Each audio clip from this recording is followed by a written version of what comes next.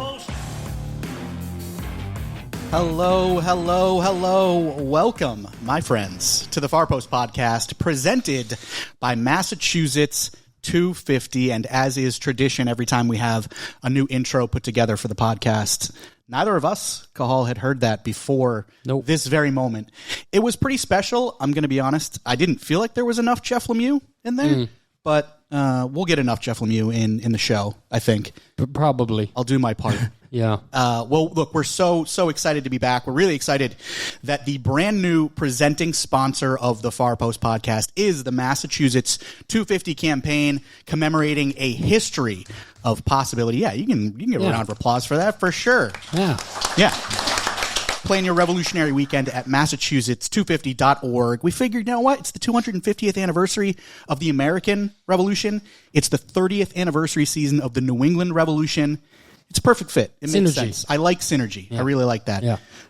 And considering this new partnership between the Revs and Massachusetts 250, what a perfect place to kick this off, huh? With the return of the Far Post podcast. Here on location, we're at the Concord Museum in Concord, Massachusetts, where you can actually come see the history of the American Revolution come to life. We're going to get to do that today. We're going to get to talk about a lot of the cool exhibitions and items that are here at the museum. I think it's a perfect place to kick things off.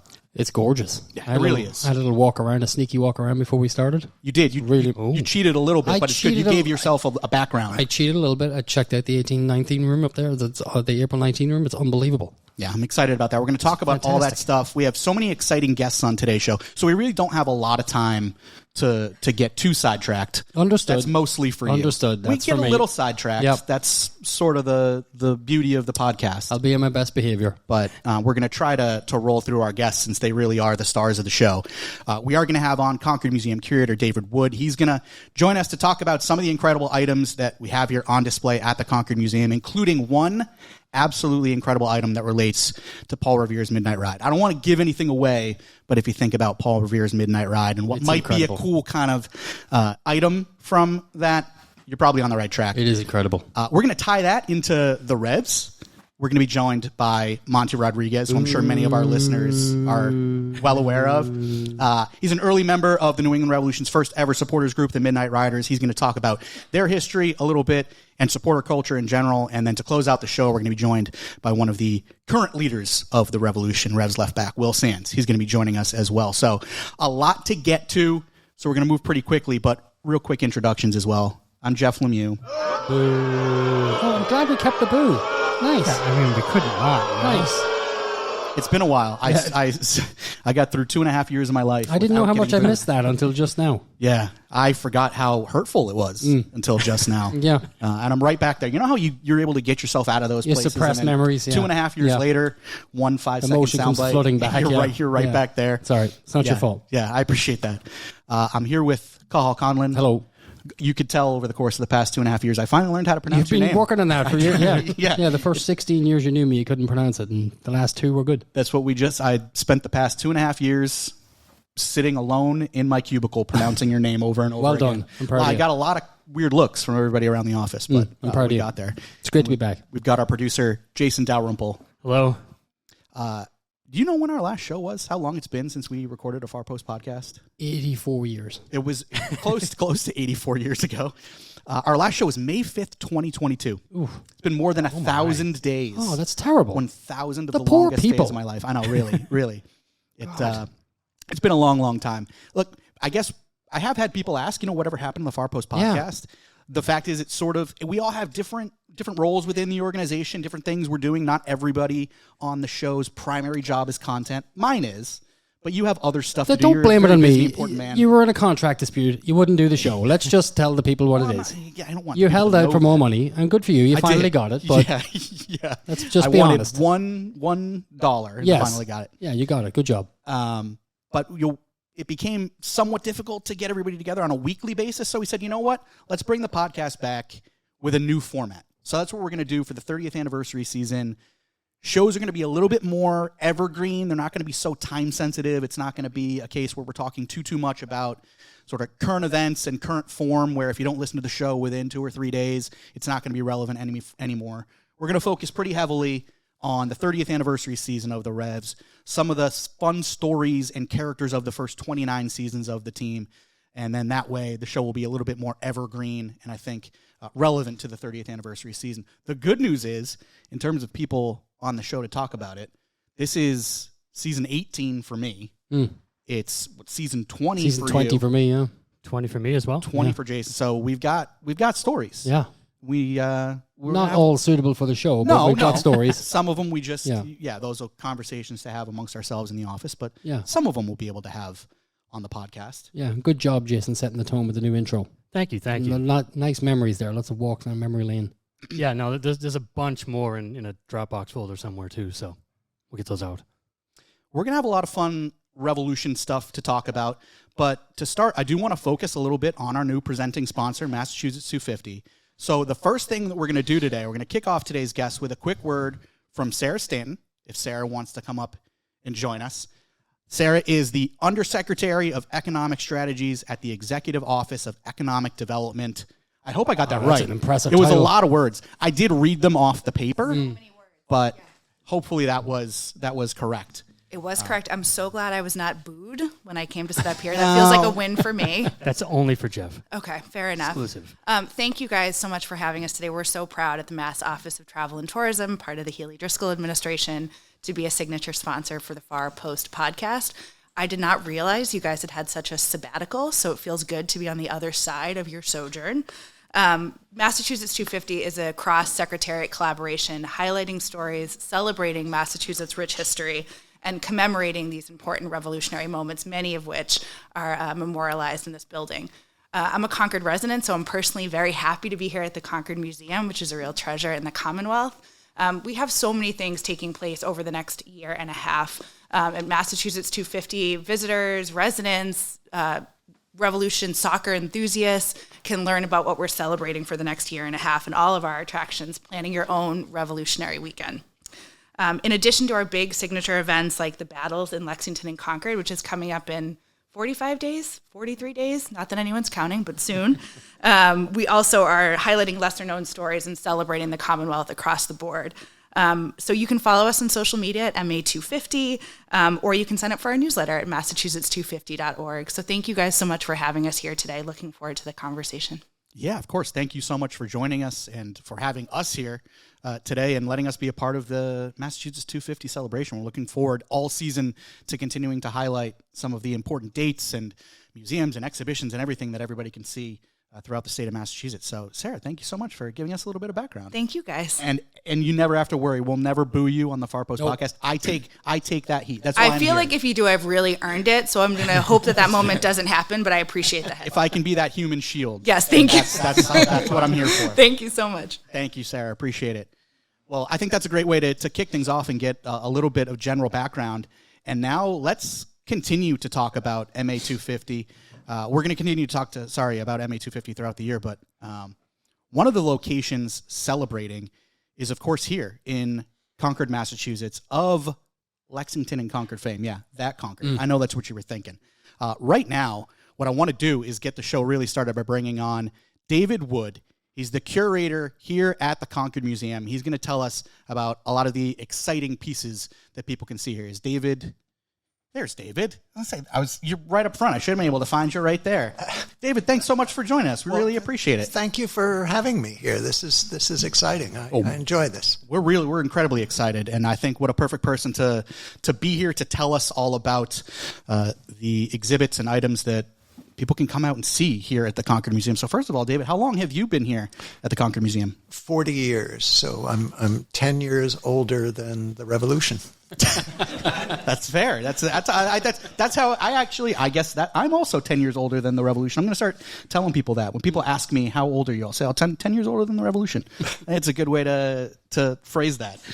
We're going to get, David, to a lot of the items that you have here at the Concord Museum. But as you can understand, coming from a club that is centered around the American Revolution and titled the New England Revolution with a supporters group called the Midnight Riders, we are particularly interested in the Paul Revere lantern. So if you could start just by telling us a little bit of background on the Paul Revere lantern that you have here at the Concord Museum? Sure. Well, it's a complicated story, so I'm going to start with the Norman Conquest. We're going to go back to maybe I'll skip ahead.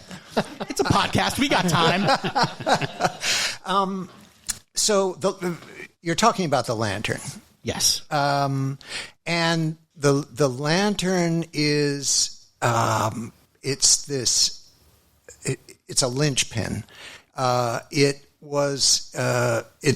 It's a signal. So it's meant to be a signal. That's what it was set up for. But what's it a signal for? And the thing is, it's a signal for an event that everybody knew was going to happen. In fact, that particular signal was set up by Paul Revere the weekend before the event that we're talking about here. The weekend before April 19th, 1775, Paul Revere was doing what he usually does, which is when asked to, which is to take important messages for the Provincial Congress of Massachusetts. Revere was paid for this duty and was good at it. It was Revere who brought the news of the destruction of the tea in Boston Harbor, brought that to Philadelphia, for instance. So this is Revere's métier. This is Revere's spot. And so Paul Revere knew that this raid is coming. Concord, the Provincial Congress had been stockpiling materials, military supplies for an army of 15,000. They weren't really hiding this information. They're putting together an army of 15,000, and they need the supplies for them: tents and barrels of rice, and on and on and on. And literally mountains of these things are being stored in Concord. And the regulars, the British regulars, that's the army. The British Army is occupying Boston, and the governor of Massachusetts is the military of governor of Massachusetts. This is Governor Gage. So Gage knows that the supplies are here, and is getting orders from back home, from Lord Hillsborough in England, to get those supplies. So everybody knows this is coming. Revere knows that on the day when something happens, it's going to be Revere's responsibility to spread the word. And so took advantage of being in Lexington. Warren had sent Revere to Lexington with a message for John Hancock. And on the way back, Revere stops off in Charlestown and sets up this signal with a captain of the militia in Charlestown. If they come by land, meaning if the troops go out of Boston over Roxbury Neck, one lantern in the North Church steeple. And if they come by sea, that is, if they go across the Charles River, two lanterns. That's because Revere knew that when the day comes, what he's going to have to do is get out of Boston, either over the land or over the sea. And if he has to go across the river, he has to row under the 70 guns of the HMS Somerset in the light of a nearly full moon. And so Revere, who is a smart guy, thinks, maybe I need a backup. And that's what the signal is. It's a backup. And the signal worked, and Revere got across Charles River against all odds. And now that's just beginning a very long night for Paul Revere, but this is about 10 o'clock at night that signal's flashed briefly from North Church, and one of those two lanterns is here at the Concord Museum. And what is the provenance of this item? How is it that the Concord Museum came into possession of one of Paul Revere's lanterns? Well, there was a militia captain in Concord, Captain Brown, who bought the lantern in 1782. So the war is still going on. Yorktown has already passed, but the treaty hasn't been signed. In 1782, Captain Brown bought the lantern from the sexton of North Church. And then it's the grandson of Captain Brown who gave it to the founder of this museum, Cummings Davis, in 1853. And so it's been here ever since.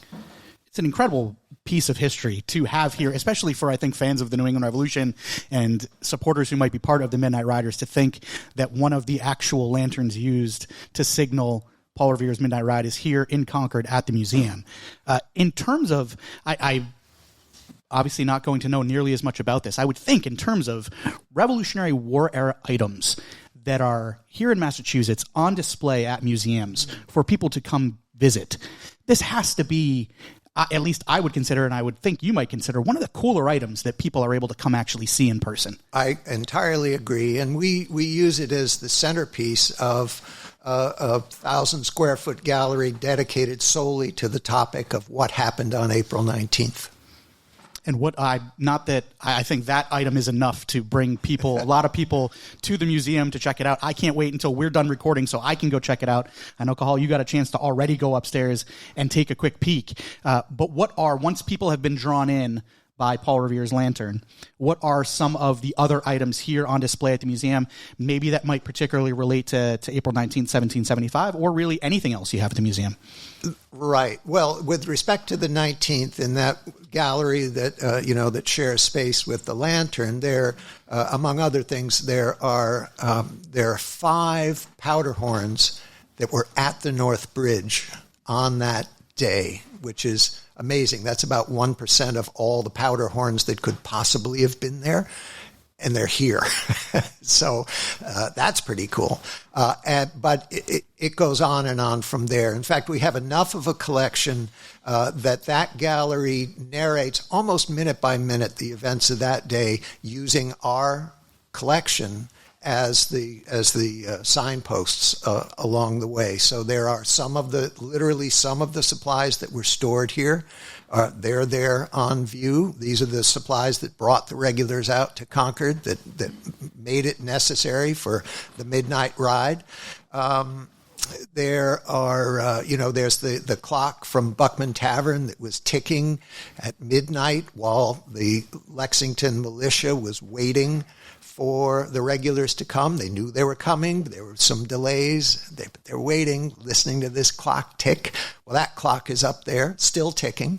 There's a piece of the North Bridge. There's a piece of the North Bridge in there. That's amazing. One of the treads from the steeple at North Church is there.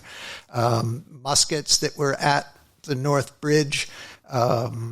It's that sort of material that's there. Some incredible history. And Cathal, I know you said you only got a chance to go up and visit really for a few minutes before we got recording, but you were taken aback just from a really brief visit up there.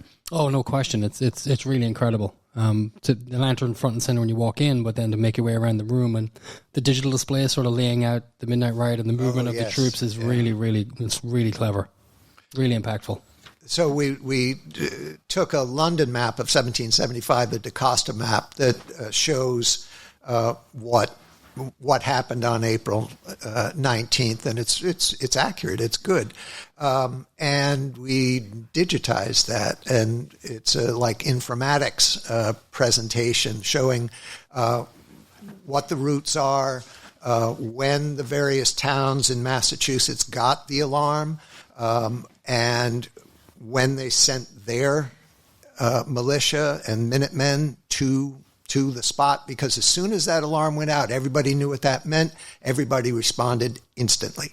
There was no waiting, no thinking about it. They knew this was coming, and they turned out. There were 23 communities in the field that day. It wasn't just Lexington and Concord, and that is what that map conveys really vividly.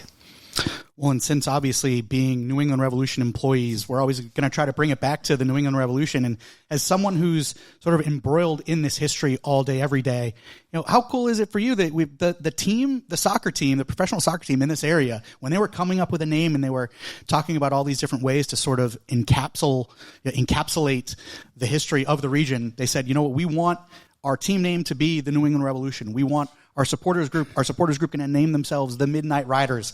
Like the fact that history really is sort of the driving force between so much that happens in this region, even to the professional sports landscape.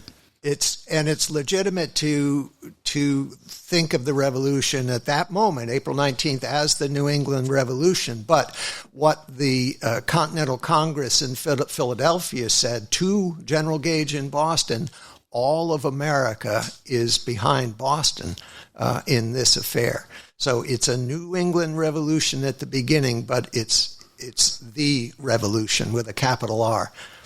That's going to be our message to the rest of Major League Soccer. It's all of Major League Soccer is behind the New England Revolution. They'll all be on board, I'm sure. There's only 29 other teams. We'll be fine. Well, David, thank you so much for taking the time and giving us some insight into the incredible history on display here at the Concord Museum. And hopefully we'll be getting plenty of Revolution fans out here to come and have these conversations with you in person. Great. Thank you very much for this opportunity. Yeah, of course, David. Thank you so much. Really appreciate it. All right. That's David Wood, curator here at the Concord Museum. Thank you, David. I really can't wait to get up and actually see the Paul Revere lantern. Oh, it's awesome. We do have two more guests that we have to get to, I guess, first, so we'll chat with first. We're gonna use that conversation with David to transition right into our second guest. Monty, if you want to start heading up to the front of the room. We can hit the boo button for him. Yeah, Monty, we can boo for sure. Yeah. Please welcome to the show Monty Rodrigues, an early member of the Revs' original supporters group, the Midnight Riders. Monty, welcome to the Far Post Podcast. Appreciate you being here. Thank you. Glad to be here. I appreciate the invite. Say it's not the first time I've interviewed you, but I think it is you're a first time guest on the Far Post Podcast. That's so must be a really exciting moment for you. My 50th birthday is this year, and I'm more excited about this. So you are 20 years older than the Revolution. I am. That's how we measure that. That's what now. we measure now, right? Yeah, so you can tell people that from now on. Well, Monty, I know you weren't necessarily there on day one when the Riders were started, but you were pretty close. Right. The Riders were formed, I believe, in very late 1995, before the Revs' inaugural season in 1996, and you became a member of the Midnight Riders in 97. Correct. So you've been part of the group for a long, long time.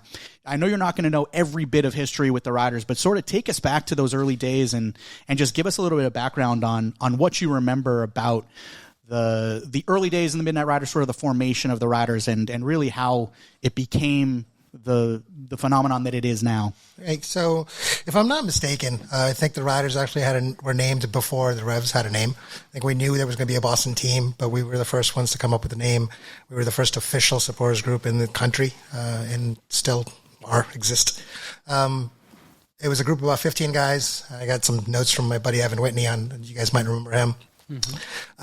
It was about a group of 15 guys. A lot of them were the old NASL fans, so soccer fans mostly. A couple from Europe, but mostly from here. Local guys that just loved the sport.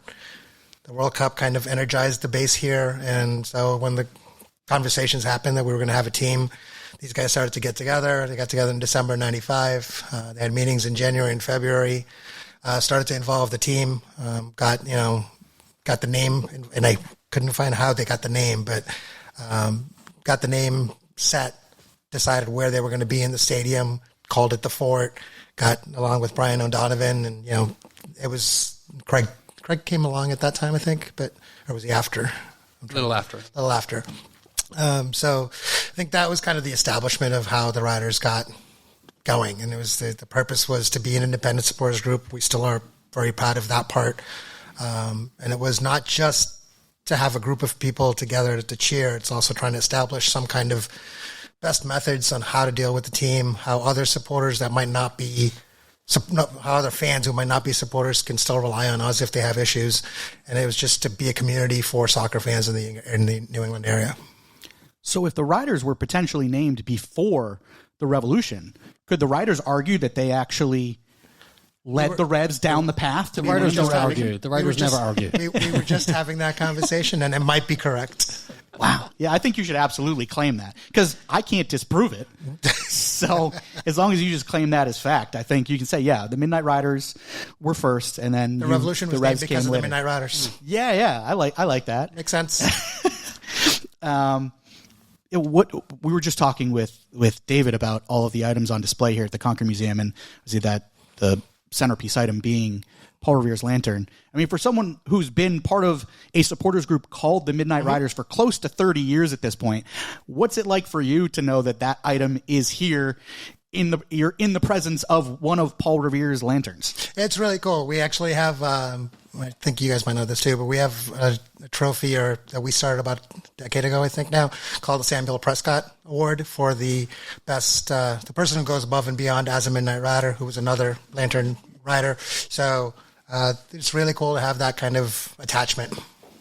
I'll confirm with David. We'll ask about it later. Maybe we can take the lantern out to a Revs game and like pass it around the supporters group and use it as like a signal for a goal for the Revs or something like that.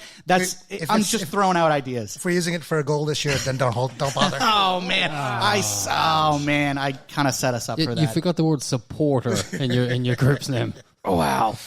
Ouch. I mean, I guess that's a good segue into my next question, because supporter culture in soccer really it's a different beast. You know, you think of being a fan of another sports team, you think of being a fan of the Bruins or the Celtics, the Red Sox, and it's different. It's different than being part of a supporters group for a soccer team. What was it that originally drew you to supporter culture, and what is it that has sort of kept you in the midst of supporter culture for the past 29 years? So the first year I had season tickets, and I was up in in the 300s at the old Foxborough Stadium, and I just remember looking down and seeing what to me felt like a bunch of misfits just bouncing around and singing all game. And I'm like, yeah, I was just turned 21, and I remember going to my father, I'm going to be there next year. And he did not want to participate in that debacle. So I wound up moving down and joining the Riders, and it's a different community. It's a family that's, I have Patriot season tickets, and the people around me in that section at the old Gillette Foxborough Stadium became good friends, but this is like a huge group of people that we just keep growing. And we use that as a selling point. I've brought people to games by explaining to them that you've been to a Red Sox game and you've been to a Patriots game and you've heard the defense chant. Well, this is different. This is completely 90 minutes of utter nonsense at times, but it's just pure passion. And a lot of people have come and bought tickets and stayed. So for people who may not know, Monty is one of the people who starts all the chants and leads the chants and has been doing that for 29 years, mostly successfully. Sometimes it fails. Sometimes we have conversations, yeah. But yeah, and he's right in the middle of the front row. So did you just get there day one, or did you have to matriculate your way to the front row? Is that earned? It's kind of earned. I mean, remember at one point we actually had assigned seats in that section. So when it became GA, now it's kind of, there are people that try and make sure that certain spots are saved. We still, if there's a family with a bunch of kids in the front row, I have no problem standing in the second row behind them, but I will very clearly warn them that the language that they're going to hear is not going to be PG. I was going to say, keeping in mind that this is a family-friendly show. I'm being very clean so far. Keeping that in mind, what are your favorite chants to get going in the fort? I mean, the Mama Mama chant that the Rev Army guys came up with is still one of my favorites. Starting every game from the halls of Foxborough Stadium is still, just that excitement. Like, all right, here we go. Like, this is the beginning of the game. And obviously being able to sing every time we score a goal. I mean, that hasn't happened yet this year, but there's it's going to happen on Saturday. It's fine.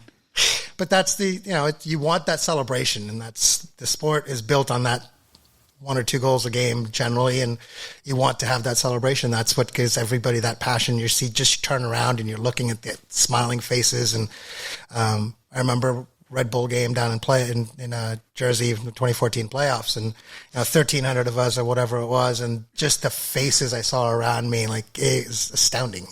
And that celebration moment. Do you know over the course of the past 29 years how many road games you've attended? Probably about close to 200. Whew. That's a lot of road games over the course of 29 years. Games. A lot of money spent. Yeah, well, we very much appreciate that.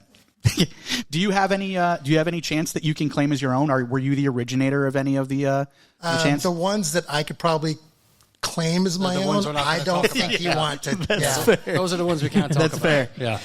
Well, we're going to be telling over the course of this season, the Revs' 30th anniversary season, we're going to be telling a lot of the stories of the first 29 years. You mentioned that 2014 trip down to New Jersey with 1,300 Revolution fans. That was one of my favorite memories as part of the club. Do you have a couple other sort of moments that you can point out over the course of the past 29 years that sort of stand out to you as some of your favorite memories as a supporter of the Revs? So I think I'm the only one that can actually sit there and say I've been to all 10 finals the Revs have played in. So I could be bad luck, but we did win 2 of them. So I'm gonna hold on to that. But going down to Dallas to win our first Open Cup was astounding. It was like 14 of us that made the trip. We had an amazing time. Matt Reese gave me his medal, his Open Cup medal after the game, and I wore that proudly. I got on first class coming back the next morning because we drank till 6, and our flight was leaving at 7. So it was a party. A lot of water. It was a lot of water. Very hydrated. A lot of water. Yeah. And by the time I got to the airport, I might have been a little bit buzzed, and they were just looking at me like, we've been calling your name for a while. I'm like, oops. And they're like, no, we got you a first class seat. I'm like, it's because of the medal, isn't it? Yeah, sure. Why not? That was pretty memorable. The Cano Smith goal against Red Bull, or Metro, I think it was at that point. That absolute blast of a goal. Some of the goal celebrations that we saw from Dempsey, obviously he always tried to make them fun. Having the chance to see Twellman and Shari, like there's just so many good memories, and I just wish we had that one last one that we're missing. Where is Matt Reese's Open Cup medal now? At home, along with his jersey that he wore for that game, because I won that during the golf tournament last year. Do you have that on display? Like, can we tell people to go to Monty's house and we have a display like a museum? You can go visit Matt Reese's Open Cup medal and his jersey. I think you guys would be impressed by the amount of stuff I have in that house related to this damn team. I don't think I would be surprised, though, if I'm being honest. You mentioned Matt Reese. Obviously, I would imagine he's pretty close to your heart. Yes. Who are your favorite Revolution players? I mentioned some of the guys. One that I did not mention, Joe Max Moore. He actually... that's my favorite. Jeff's favorite, too. He actually is the one, and this is the where Colin and I split. This is the Everton connection. He went to Everton when he was playing for us, and that's how I became an Everton supporter as well. Terrible. Yeah, I upset Cathal quite a bit last week by telling him that despite being a Newcastle supporter, I do own a Joe Max Moore number 23 Everton jersey because I was such a huge Joe Max Moore fan when I was a kid because, I was like 10 years old and he's the guy who scored the goals. And that's what happens. The guy who scores the goals when you're a kid is your favorite player. Your parents failed you by buying that jersey for you. Wow. My parents didn't fail in any way. Maybe I bought it myself. Did you? I don't know. No. Maybe I had a job. I don't know. I did get to buy his jersey from the World Cup that he wore, so during one of the golf tournaments as well. That's signed jersey. He's always been one of my favorite players from the U.S. team as well. You really should set up a little museum at home because I'll come visit all of the items. I'm not going to pay you any money. That's no fair. admission cost, but Bring I'll a beer. come. Yeah, absolutely. We could do that. Well, Monty, you've got stories for days. Maybe we'll have you on again to hear some more of your stories because I'm sure you've got quite a few. We really appreciate you taking the time, and thanks for your support for the club over the past 30 seasons and into the future. Thank you guys for having me. Thanks, Monty. Appreciate it, man. Booed on, clapped off. That's what you want, right? Yeah. That's a incredible arc. Am I going to get clapped off? Do you think? No, never. Is there anything I could do over the course of the next 10 minutes that would get me clapped off? Nope. Nothing? Nope. You just get music. Except your fate. Yeah, that's fair. I'll you know what? I'll take it. If I can make that my thing, at least then I've got a thing, right? Yeah. The guy who gets booed? Yeah. I don't know. That's what I'm going to tell myself. Pretty sad, but you can have it. It is pretty sad. Yeah. Well, you know what's not sad? We've got one more guest. Nice segue. On the return of the You're Far the Post king podcast. of the segues. You really are. Yeah. You haven't lost that skill. You just say whatever words people Yeah. said before, and then you say them again, and that's a segue. Well, we're going to wrap up the show with our final guests. He joined the Revs last July, which at this point makes him one of the most veteran players on the New England Revolution. Yeah, a grizzled vet. He can pop up here. It's New England Revolution left back Will Sands. We'll clap Will on for sure. Hey, Will, how's it going? Good. How are you? I'm fantastic. We're really excited that you're here. I was thinking we're here at the Concord Museum. It's a site with so many different Revolutionary War artifacts and exhibits. And if someone said William Sands was, I'm assuming your name is William? Yes. If someone said William Sands, like that's a good Revolutionary War officer name, right? If we went upstairs and there was a musket, and they were like, this is a musket that belonged to Revolutionary War first officer William Sands, I'd be like, yeah. I wouldn't question it. Yeah, I can't get away with that. I don't think anybody fighting for the American Revolution was named Jeff Lemieux. No. But William Sands, that could pass. I mean, there wasn't Lafayette, so it's not that. Oh, that's fair. It's not that outlandish. That's fair. You a history buff at all, Will? Slightly. It depends on the subject. So That's fair. Do you have subjects that you're very knowledgeable about? You going to quiz them? Be careful. not particularly. I'm not going to know the answers if you can make anything up. I'm not going to know anyway. So My sister is a high school history teacher, so if I get anything wrong, she's going to be very disappointed in me. So okay. Hopefully I don't mess up. Yeah, we won't test you then. No, I was just going to say, if you're someone obviously who's interested in history, and especially with a family member who's a high school history teacher, just what's it like for you? I know you're going to get to tour the museum after the show ends, but to have items like Paul Revere's lantern and all these other Revolutionary War era items here on display, actually right in front of you. Yeah, no, it's definitely a fascinating part of our history and something I really like to learn about. I have a lot of family members who are either, I had a grandfather who was a curator of a museum in the area. My mom works at the Met, so I spent a lot of time as a kid there. So yeah, history runs deep in my family. So it's nice to kind of finally see an exhibit as important as this one up close. Well, yeah, so I actually do have quite a few trivia questions here about... No, I'm just kidding. I'm not going to do that to you. By all means. Like I said, you could make up answers, and I wouldn't know many of the answers anyway. I'm going to make this a little bit about me. Oh, sure. Because we haven't done that. We're like 35, we're like 40 minutes into the show. I haven't made it about me yet. My God. Obviously, April 19th, 1775, an incredibly important day in the history of this country. So is July 4th. I don't know if you've heard of July 4th. I'm somewhat familiar. Is there a July 4th in Ireland? I mean, July 4th does happen. Yeah, that's what I was asking. Yeah, we don't go from the 3rd to the 5th. I just thought July you might. 4th. Yeah, we have a calendar. I thought we made that an us thing. No. The day does exist. Oh, well, that's nice. And we do celebrate it now, actually. Oh, wow. Yeah. Oh, cool. I think because so many Irish people now have family here and have lived here that we sort of stole the holiday and took it with us. Okay. So it's good. I like that. Well, I can't hear you. I can't hear you. Yeah. Yeah, we have microphones and you don't. Just a reminder. But the reason I bring it up, Will, is because your birthday is July 6th, unless we have that information wrong on the New England Revolution website. Hopefully we don't. Your birthday is July 6th. My birthday is July 5th. So growing up, I was always so upset that I hadn't been a July 4th baby. Did you wish that you had been an all-American July 4th baby? It would have been nice. However, I do like stretching that out. So as a kid, you get to kind of grow up, you look forward to July 4th, and then you have a day off, and then you have birthday July 6th, so it just kind of made for a perfect couple days. Yeah, I mean, I wouldn't refer to July 5th as a day off, being my birthday. Wasn't a day off for me. Were you guys born in the same year? Yeah, probably pretty close. Yeah. I said this is my 18th year with the Revs. Yes. I started when I was 7. I think I started with the Revs when I was 7. So yeah, I might have been 99 if you were 2000. Yeah. I think probably. That's how you could afford the jersey because you've been working with the Revs. Yeah. I started real early. Youngest intern ever. Makes sense. See, I always found that like everybody would always celebrate the 4th.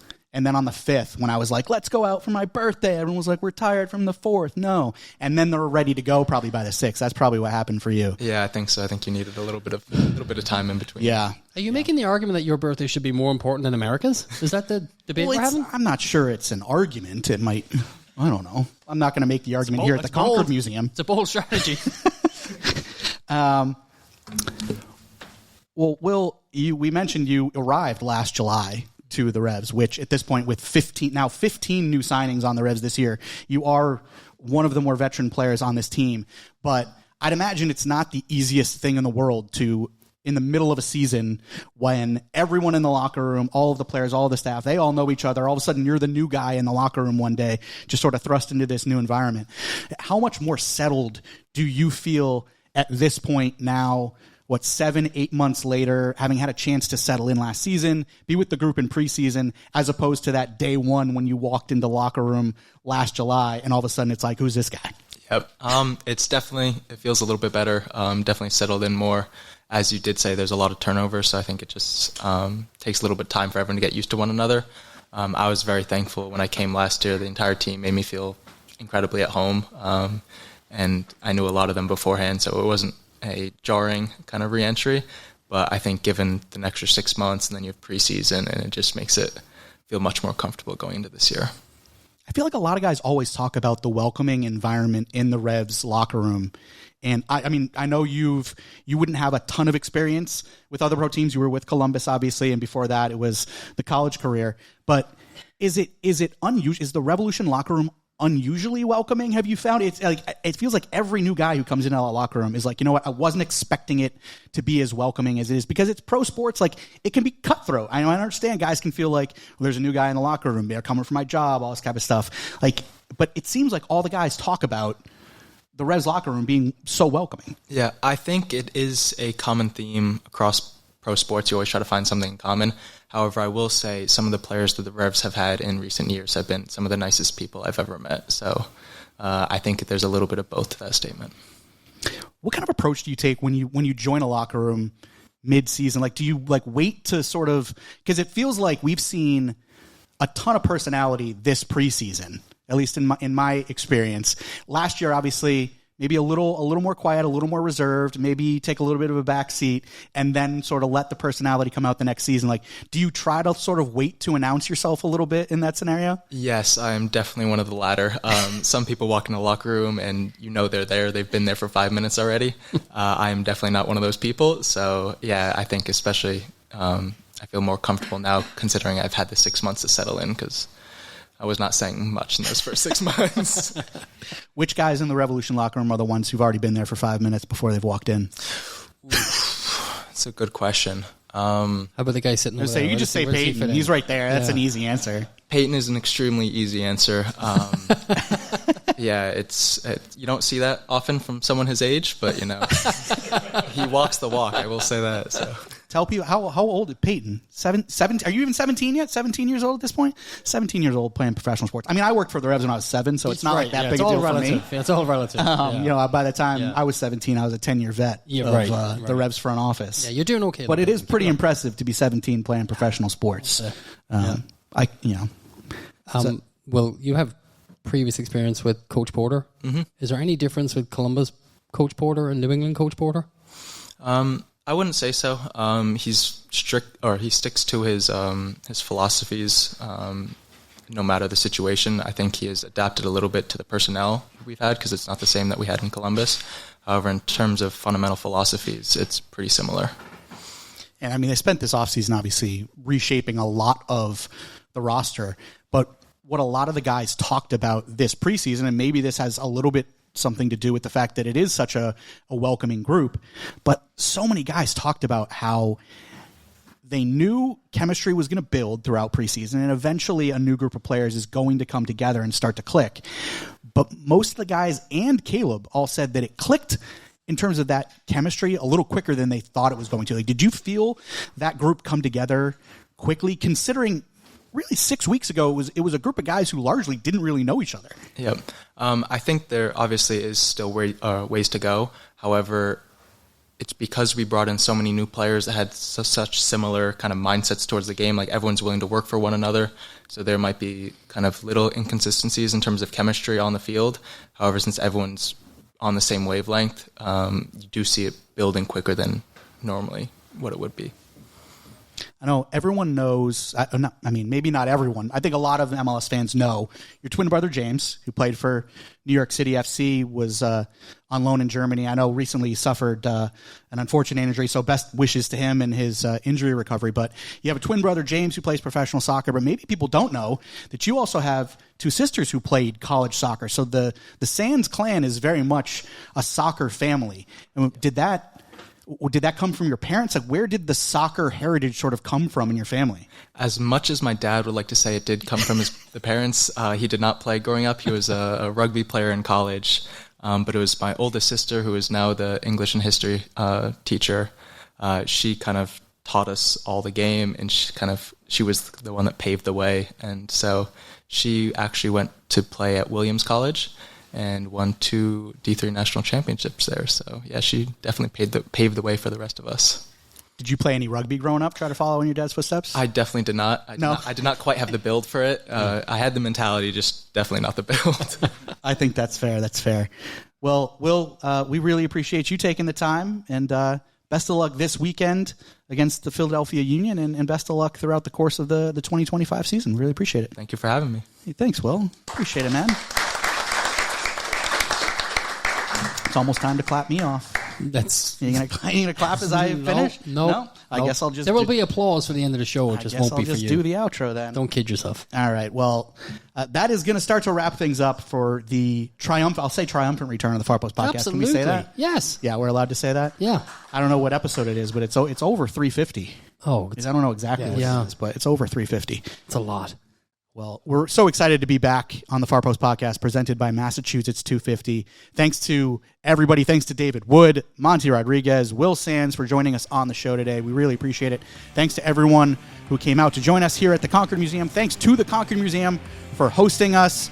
And of course, thanks to our presenting sponsor, Massachusetts 250, 250 years ago. Massachusetts started a revolution.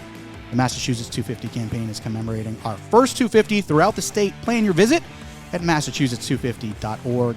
Revolutions start here. Come see what's next, and come see us again soon on the Far Post podcast presented by Massachusetts 250.